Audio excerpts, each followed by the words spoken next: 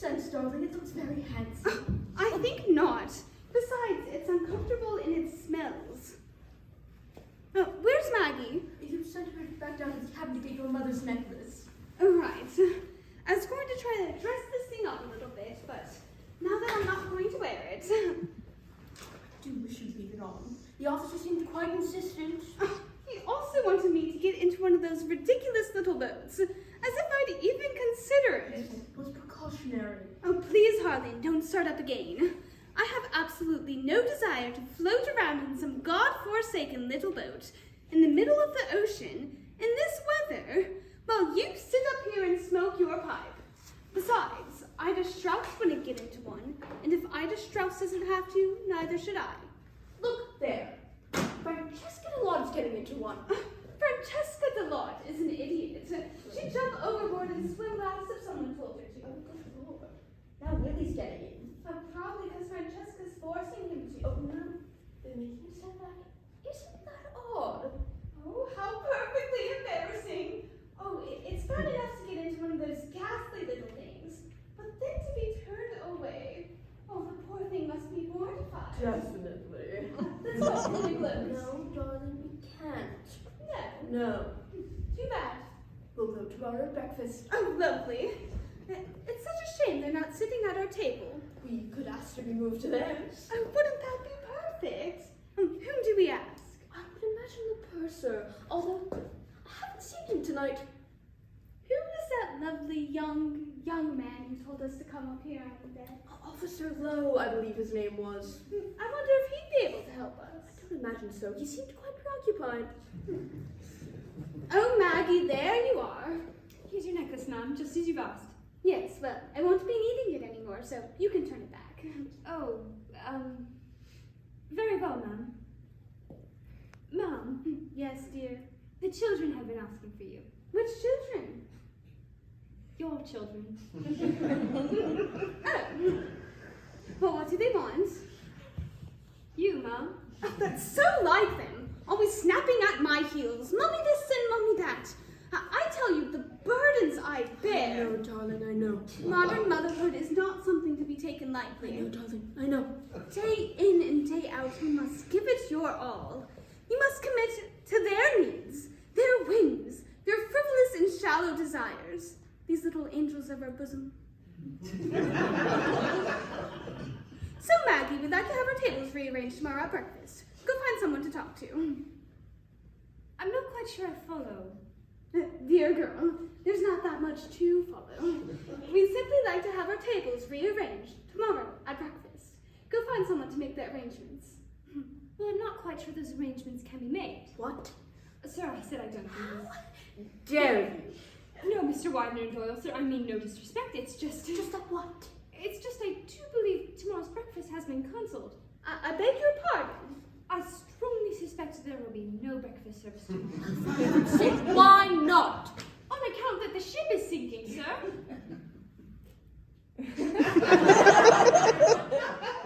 What ship? The Titanic, sir. Which Titanic? This Titanic. It's the only Titanic there is. Oh, wait. I'm confused. You mean this Titanic? The Titanic we're on? Yes, ma'am. It's sinking. Yes, ma'am. When? Now, ma'am. Now. Yes, ma'am.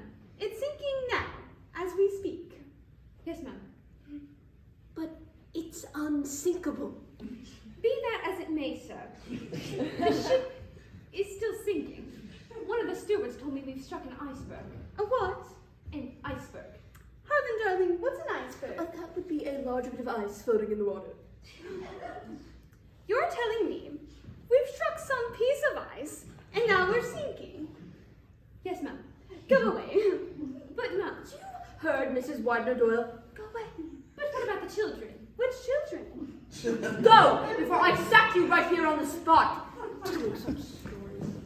A miserable little twin. I never liked her. Struck some piece of ice, and now we're sinking. Ludicrous. Completely. Oh, it's not fireworks. Why? Oh, look, dear, there's written out something. What does it say? It's either 5:05 or sauce.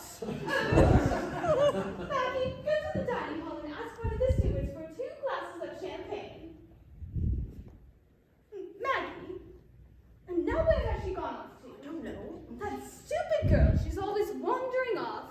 Well, she's not as bad as the last one. That one stole. Plus, I think she's very good with the children. Oh, Harlan, do stop mentioning the children. You're giving me a headache. Sorry, darling. If I had known there would be so much work, I would have gotten cats instead. JJ Astor! Oh, hello, JJ! Hello there, darling.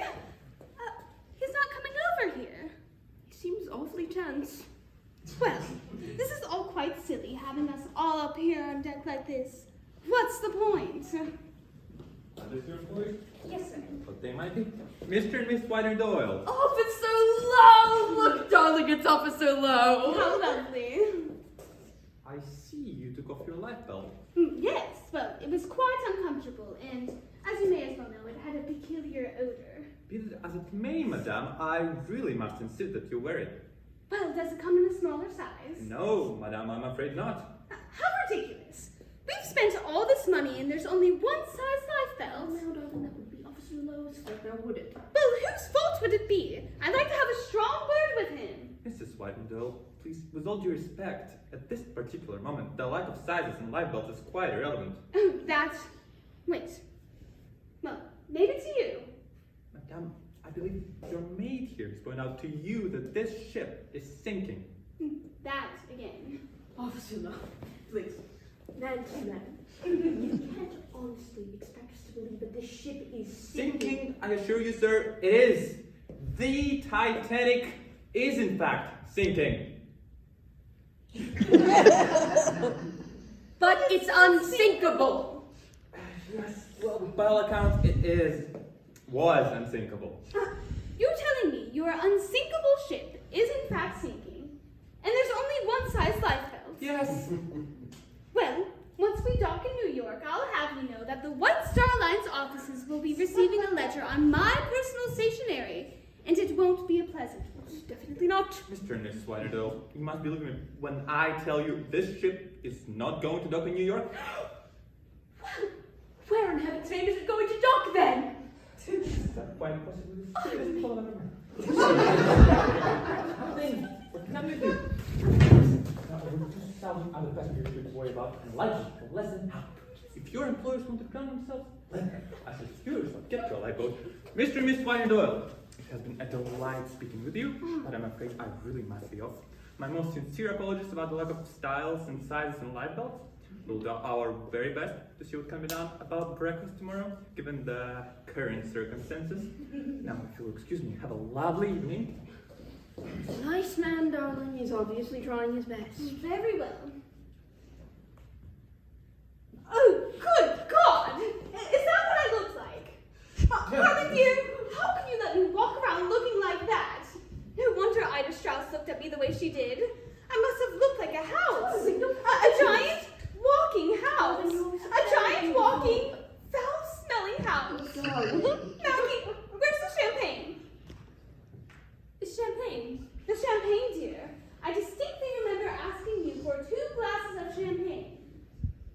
I've had shoes with more intelligence. Doesn't matter. I'm not very much in the mood for champagne anyways. Oh, very well. Harlan, if the officer is right, and we don't end up docking in New York, where do you imagine we'll be? I have no idea. Perhaps Chicago. Oh, that wouldn't be too bad. We could visit the Alcots. I'd rather not. Oh, Yes. Last I heard, Mr. Alcott's been giving his money away to charity. Isn't it horrid? once we dock in Chicago, I'll make sure to send a letter to Miss Alcott, recommending some doctors. You're a good woman, my love. Oh, thank you, darling. Woman who I'm proud to say shares my life and raises my children. Oh, God, Harlan, stop mentioning the children! My pets!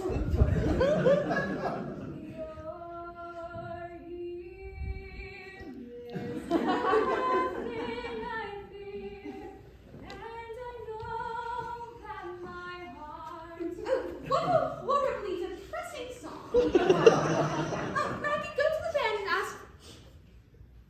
Maggie, now where has she gone off to? Notice the way. Oh, that stupid girl. Oh, look, darling, she's over there in one of those rich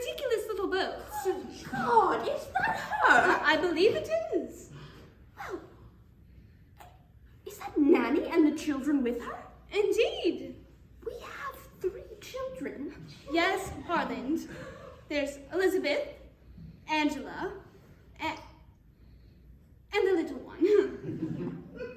What in heaven's name are they all doing out there? Apparently waving at us. I wonder what made her do that. I told you she is a stupid, stupid girl. Oh, a new dog in Chicago? I'll wire the agency and get you a new one. A nanny? We'll replace her too. What about the children? Oh, no, darling, I'm sorry. I don't think one can actually exchange children.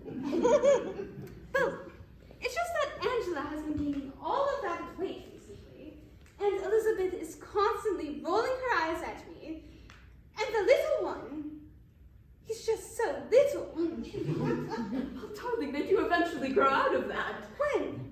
Eventually. You know what I'd really like right now? No. Some champagne. Yes, well, if Maggie were still here, then we that- could have some. That stupid, stupid girl. Harland, what do you imagine we'll do for next year's holiday? I have no idea. But let's not travel by sea. I'm tired of boats. How funny! I am too, darling. I am too. I'll tell you what. Let's go down to our cabin and make a list of the places we'd like to go next. Oh, that sounds lovely. How odd. The deck seems tilted. Does it? I never noticed such things. Harland, do you think it's even possible? Said so. God himself